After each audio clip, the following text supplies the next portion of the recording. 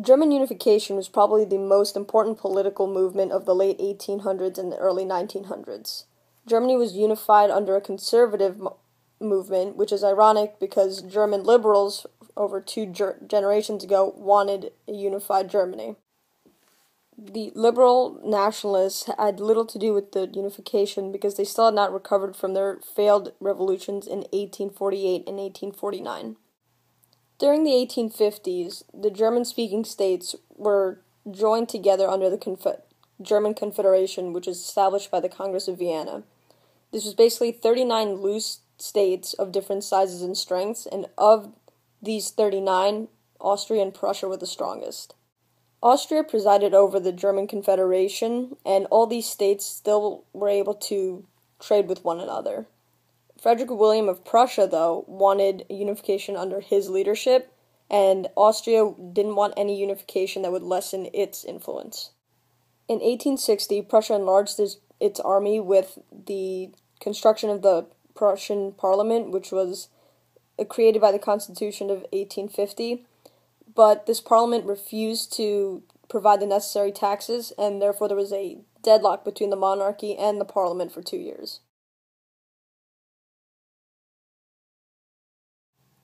Otto von Bismarck was probably the most influential character in unifying Germany. William I turned to Bismarck in September 1862, the same year he was elected as prime minister.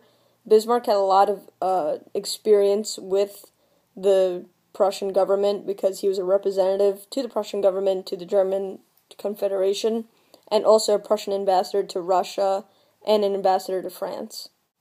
Like many Prussians and the feelings that they had, Bismarck intended to exclude Austria from any future unification of German state. There would be several conflicts between the Austrians and the Prussians. The most substantial one would be the Austro-Prussian War of 1866, but this was ended with the Treaty of Prague in August 1866.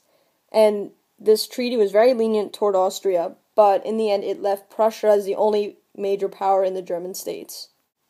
After the Treaty of Prague, Prussia had to annex several of smaller German provinces, such as Hanover, Kassel, Nassau, and Frankfurt, because they supported Austria, and since they supported Austria as well, they had to dispose of their rulers. Any German state above the Main River now formed the North German Confederation. Each retained its own local government, but its military was under the federal government.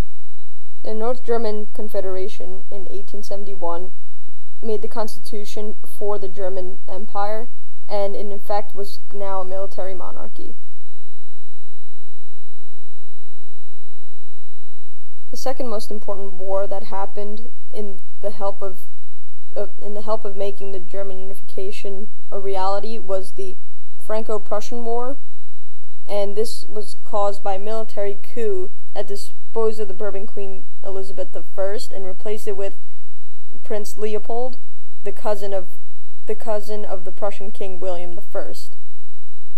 June 19th, Leopold accepts the Spanish crown, and Bismarck knows that if Leopold accepts this, the French won't be happy with a non-Bourbon Spanish throne. July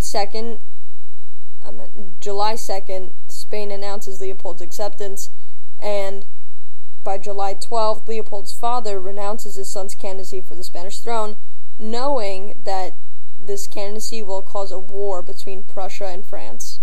Now, Bismarck gets word of this through a telegraph through William I, and a peaceful resolution is not what Bismarck wanted. He wanted the unification of Germany to end with a war, showing that Germany was capable of defending its own rights to certain lands.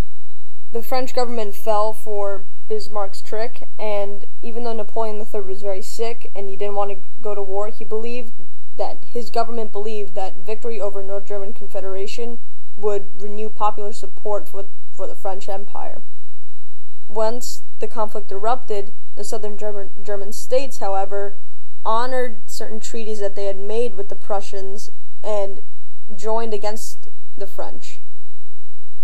At the Battle of Sedan, which happened September 1st, the Germans defeat and capture Napoleon III, and they go to France. specifically Paris.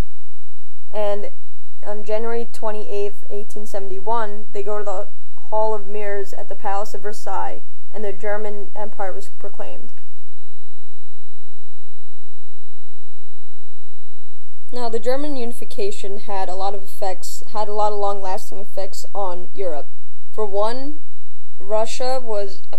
Germany was rich in natural resources, talented citizens, and had a very strong military, and it was economically stronger than just Prussia alone. And this was also a huge blow to European liberalism because it was created under a conservative power. And the nations that were affected by this unification were France and Austria, because it weakened both of their empires, and the Austrians were now forced to come to terms with their Magyar or Hungarian subjects. And this was also a blow to France because now it had to move to a republican government instead of a monarch.